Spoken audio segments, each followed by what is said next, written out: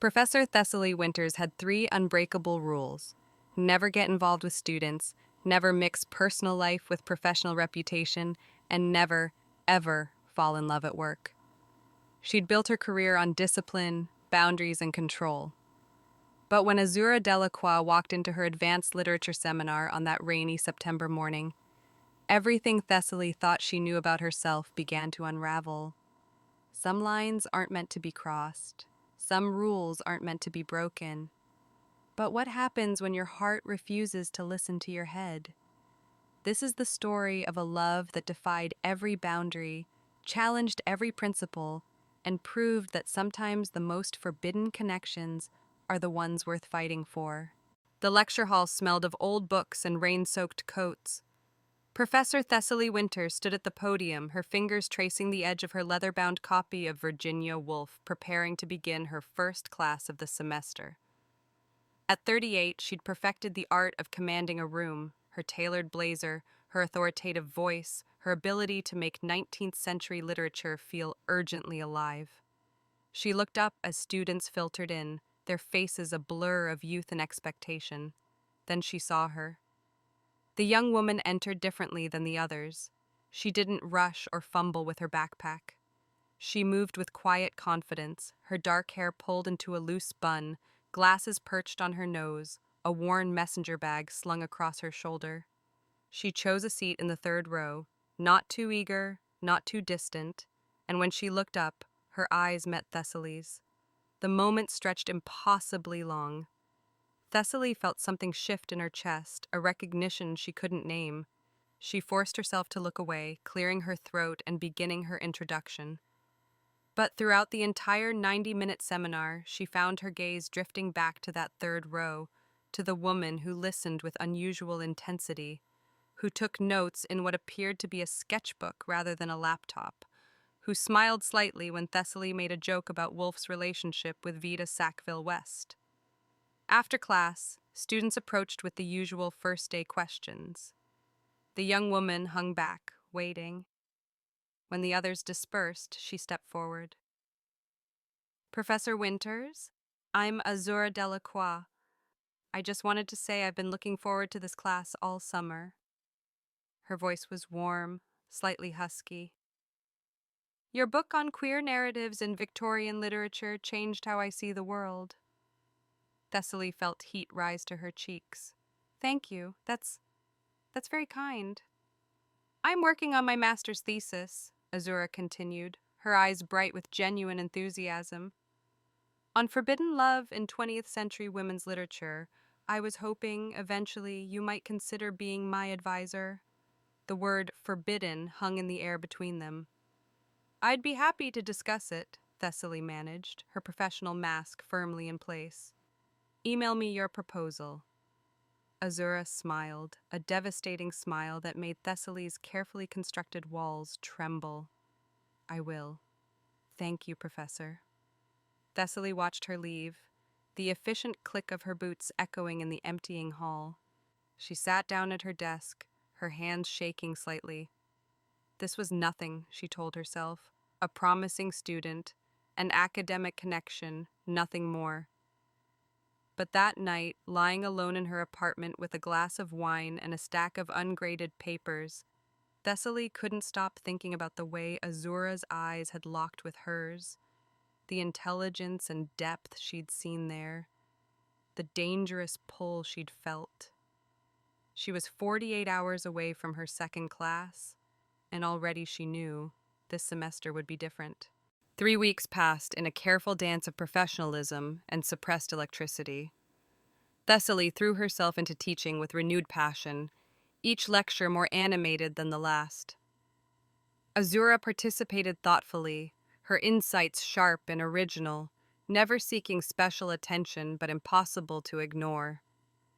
Their email exchanges began innocuously enough, questions about assignments, recommendations for additional reading. But gradually, the messages grew longer, more personal. Azura mentioned her struggles with her conservative family. Thessaly shared her own journey of coming out late in life after a failed marriage. The conversation stretched past midnight, each reply a small act of courage. We should probably discuss your thesis in person, Thessaly finally wrote one Thursday evening. Office hours tomorrow at 4? Azura arrived precisely on time, carrying a folder thick with notes and ideas. Thessaly's office was small, lined with books, smelling of coffee and old paper. Azura sat across from her, and for a moment, they just looked at each other. I've been thinking about boundaries, Azura began, her voice steady, but her hands nervous on the folder. How society creates them, how literature challenges them, how people navigate spaces where they're not supposed to exist. It's a rich topic, Thessaly replied carefully, aware of the subtext threading through every word. My thesis focuses on relationships that society deems inappropriate, Azura continued, her eyes never leaving Thessaly's. But I keep wondering, who gets to decide what's appropriate? Who benefits from those rules? Thessaly's heart hammered. They weren't just talking about literature anymore. Azura, she started, but the younger woman interrupted gently. I know what you're going to say. I know the rules. I know your position, your reputation, all the very good reasons why this can't happen. She leaned forward slightly. But I also know what I feel when I'm in your classroom, when I read your comments on my papers, when you look at me like you're looking at me right now. Thessaly should have stopped this, should have reinforced professional boundaries, redirected the conversation to academic matters. Instead, she heard herself say, I'm 20 years older than you. I don't care about that. I'm your professor. Not forever. The semester ends in December. Azura, this is terrifying, Azura offered, a small smile playing at her lips. Complicated? Impossible? I know. But isn't that what all the great love stories are about? The ones we teach, the ones we analyze? They're all about people who dared to want something society told them they couldn't have. Thessaly stood abruptly, moving to the window. The campus stretched below, students crossing in clusters, oblivious to the moment unfolding in this small office. I could lose everything, she whispered. Azura stood too, but didn't approach. I'm not asking you to risk everything, I'm just asking you to be honest. Do you feel this too? The silence stretched between them, heavy with possibility and danger. Finally, Thessaly turned. Yes, she said, the word barely audible. God help me, yes. Azura's expression softened with relief and something deeper, understanding perhaps of what that admission cost. Then we'll figure it out. Carefully, slowly, but honestly. Nothing can happen while you're my student, Thessaly said firmly, grasping for some semblance of control. That's non-negotiable. I understand. December then. We wait until December. It was only September. 3 months felt like an eternity. October arrived with falling leaves and rising tension. Thessaly and Azura maintained scrupulous professionalism in class, but their private conversations deepened. They met in coffee shops across town where no one from the university would recognize them. They took long walks in parks, talking about everything, Azura's dreams of teaching, Thessaly's regrets about wasting years in a loveless marriage, their shared passion for literature and art. Every meeting was innocent. Every meeting was charged with the promise of something more. I've never felt this way before, Azura confessed one evening as they sat on a bench watching the sunset. Not with anyone. Thessaly wanted to reach for her hand but didn't dare. This can't be easy for you. Waiting. Hiding. It's not, Azura admitted. But you're worth it. The words landed in Thessaly's chest like a stone in still water, ripples of feeling spreading outward. She'd spent so many years being careful, being proper, being exactly what everyone expected. And here was this brilliant, beautiful woman willing to wait for her, willing to risk gossip and judgment for something that hadn't even begun yet. But secrets have a way of surfacing. Dr. Patricia Simmons, the department head, called Thessaly into her office on a gray November morning. Patricia was old guard academia, brilliant, severe, with little patience for anything that threatened the department's reputation. "I've received some concerns," Patricia said without preamble, her fingers steepled on her desk, "about you and one of your graduate students, Azura Delacroix." Thessaly's blood went cold. "Concerns?" "That you're showing her favoritism, that your relationship has become inappropriate." "That's absurd," Thessaly said, fighting to keep her voice steady. "Azura is an exceptional student. Yes, I'm advising her thesis, but our interactions have been entirely professional." Patricia's gaze was penetrating. "Thessaly, I've known you for 15 years. I've watched you build an impeccable reputation here. Don't throw it away for—" She paused, choosing her words carefully. "For something that can only end badly." "There's nothing to throw away. Azura and I have a professional relationship, nothing more." The lie tasted bitter. "Good, keep it that way. I'd hate to see you destroy your career over a student, no matter how exceptional she might be." Thessaly left the office shaking. That evening, she called Azura and told her they needed to stop meeting outside class. It was too risky, too visible. They'd made it this far. They could wait 4 more weeks until the semester ended. But Azura's response surprised her. "No." "Azura." "No," Azura repeated, her voice firm. "I'm not going to let fear dictate my life. I'm not going to hide who I am or what I feel. If you want to wait until December to actually be together, fine. But I'm not going to stop being your friend, stop having coffee with you, stop existing in your life just because people are narrow-minded." "You don't understand what's at stake."